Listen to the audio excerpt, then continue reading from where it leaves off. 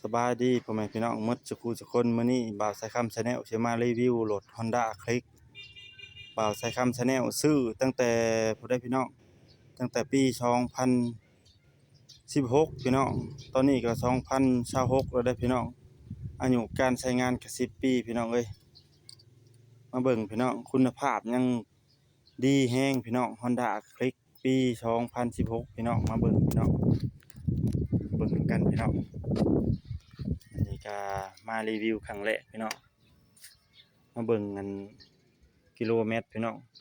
27,788กิโลเมตรกับ100ยังดีได้พี่น้องเอ้ยมารีวิวพี่น้อง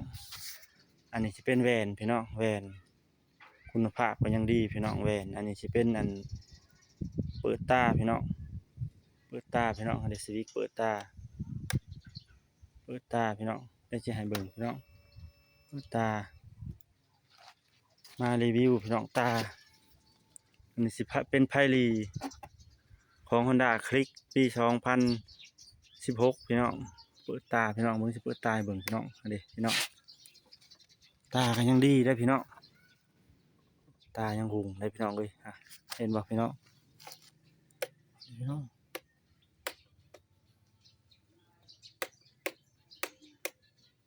ยังดีพี่น้องเลยคุณภาพยัง100อยู่ได้พี่น้องเกือบ100ประมาณ80% 90%พี่น้องแม็กก็จะเป็นแม็กเดิมๆพี่น้องแม็กเดิมๆได้พี่น้องแม็กคุณภาพดีได้พี่น้องบ่มีขดบ่มีต้นคุ้มหลายข้างพี่น้องคุ้มที่แบบเลิกๆอันนี้สิเป็นยางมากับรถเองพี่น้องยังบ่ทันได้เปลี่ยนแต่ว่าใส่เลยพี่น้องแต่มากับมันสิบ่มีใส่เพราะว่ามันเป็นยางที่ว่าบางนิดนึงทางบ่าวใส่คำ Channel ก็เลยว่าใส่นะใส่นะเติมกันพี่น้องดีได้พี่น้องเป็นแวนนี่เป็นเบรกหน้าก็ยังใช้ได้พี่น้องแวนอันนี้เป็นระบบดิสไลท์พี่น้องหรือว่าเขาเอิ้นระบบยังพี่น้องอันนี้เวลาที่เราจอดรถประมาณ10วินาทีนะพี่น้อง10หรือ20วินาทีเราบ่ยากสตาร์ทพี่น้องเราบิดคันเร่งเลยเนาะที่ต้องคันเร่งมันสิติดกระโดดพี่น้องบ่ได้ยากกดปุ่มสตาร์ทเพราะว่ามันมีระบบอันนี้ได้พี่น้องเวลาเราจอดไฟแดงบ่มันสิมอดอัตโนมัติเองมันเนาะหลังจากนั้นแล้วเขาสิต้องคันเร่งมันสิติดเองรถพี่น้องเบิ่งด้านในอยู่บล็อกประมาณนี้ Honda แท้ได้พี่น้องเลยบ่าวใส่คำ Channel ซื้อจาก Honda อยู่ทางลาวเฮานี่สิตกอยู่ประมาณ82,000พี่น้อง82,000ในราคาที่ว่าต้นห่างสดซื้อสดต้นห่างแล้วก็ได้หนังซื้อเนาะสำหรับอยู่ลาวเฮาอยู่ใน82,000สำหรับ Honda Click ปี2016แต่ว่าตอนนี้บ่าวใส่คำ Channel ก็บ่ฮู้เนาะแต่ว่าเป็นรุ่น125ได้พี่น้อง125 cc พี่น้องเด้125i Revolution AT ระบบหัวฉีดนี่พี่น้องน้ำมันนี่พี่น้องน้ำมันกาไม้บอกคักมีมกเนาะมีเลขทะเบียนจักรเลขทะเบียนถังมีครบหมดพี่น้องเลขทะเบียนถังก็มีพี่น้องเพราะว่าเป็นรถถูกต้องตามกฎหมายเนาะมารีวิวให้เบิ่งพี่น้องอันนี้บอนไว้เอกสารอันนี้เป็นคำเตือนเนาะหรือว่าขอแนะนำน้ำมันเครื่องที่ใช้เนาะน้ำมันเครื่อง Honda แท้เนาะแล้วก็มีน้ำยาห้องน้ำเนาะแต่มีสายพานของสายพานที่ว่าพาให้รถไปแหละพี่น้องมันต้องแล่นโดยสายพานเนาะ Honda Click เนาะเป็นออโต้มีครบหมดพี่น้องเอ้ยส่วนกระแจก็ให้2อันมีบล็อกหันกระแจกับไขควงหรือว่าตะละบิดพี่น้องส่วนป้ายเนาะบ่าวใส่คำ Channel ก็เป็นป้ายเป๋าเนาะ2444เนาะเป็นป้ายเป๋าเนาะป้าย244แต่ว่าซื้อจากห้างเสียภาษีแล้วเรียบร้อยเนาะป้ายเป๋า อันนี้ก็สิเป็นอันข้างนี้พี่น้องขี่คักได้พี่น้องเอ้ยบ่มีปัญหาเรื่องจักรเรื่องอันเครื่องยนต์เพราะว่าเฮารักษาได้เนาะกินลีนกินน้ำมันเครื่องก็กินน้ำมันเครื่อง 4T เนาะขี่คักพี่น้องแต่ซกนี่แข็งได้ Honda Click นี่ยอมรับว่าซกแข็งขี่ได้2คน3คนก็บ่ลงเนาะพี่น้องข้างหน้าเนาะเป็นดิสเบรก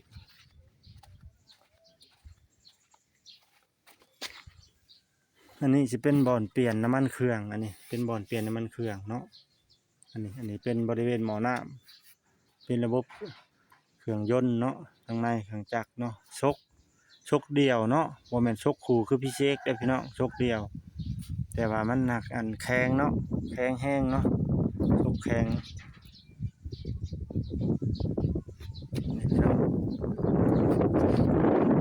รีวิว Honda Click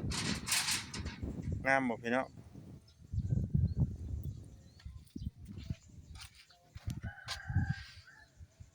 เหมาะกับวัยรุ่นขึ้นใหม่พี่น้องขี่คักเป็นเกียร์ออโต้ครับขี่สะดวกสบายบ่ได้ยากเปลี่ยนเกียร์พี่น้องรถบ่าวใช้คำชาแนลคือว่าใส่มา10 ปีบ่ได้มีปัญหาเรื่องจักรเลยพี่น้องเอ้ยใส่คักเนาะพี่น้อง Honda นี่พี่น้อง Honda แท้จากศูนย์งามบ่พี่น้อง Honda Click Honda แท้ส่วนตาหลังนี่พี่น้องตาหลังนี่สิเป็นตาเลี้ยวอันนี้ต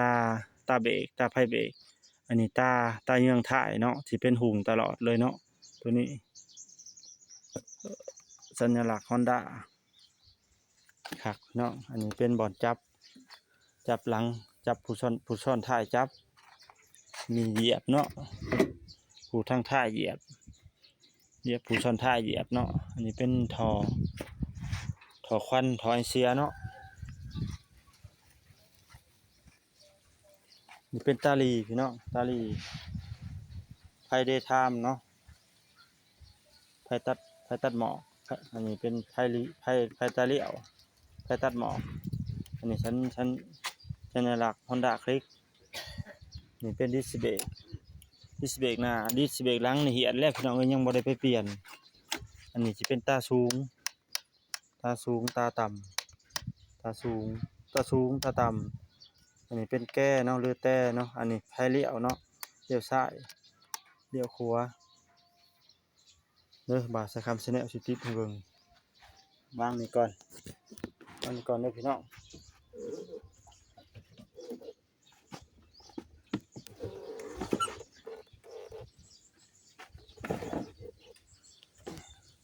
พี่น้อง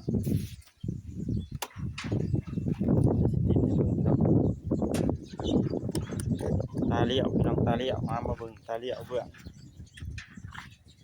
พี่น้องตาเลี้ยวเนาะเลี้ยวขวา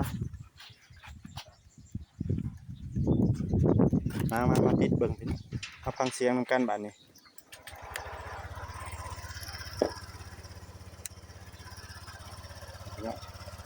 มันดีได้พี่น้องเสียงนี่มันดีได้ Honda Click รีวิว Honda Click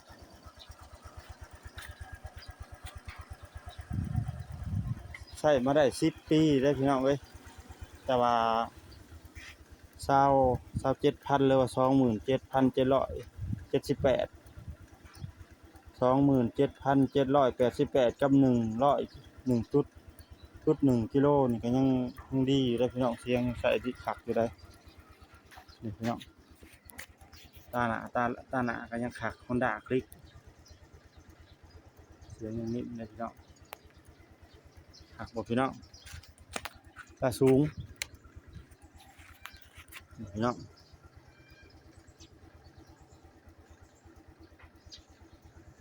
ใส่ขักได้พี่น้องเอ้ย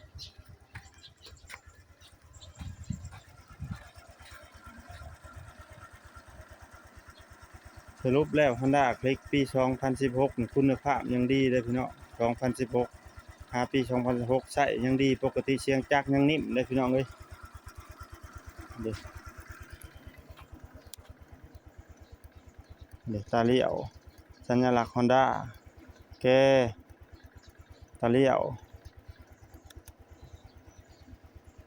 ฝากหน่อยเด้อพี่น้องฝากเข้าชมคลิปหน่อยเด้อฝากกดติดตามช่อง YouTube ให้บ่าวใช้คำ Channel หน่อยเด้อพี่น้องก็สิมีส่ำนี้แหละพี่น้อง Honda Click ปี 2016ใช้มา10ปีหา2016ก็ยังดีปกติ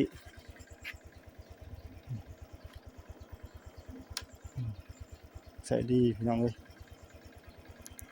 ขอจบคลิปเด้อพี่น้อง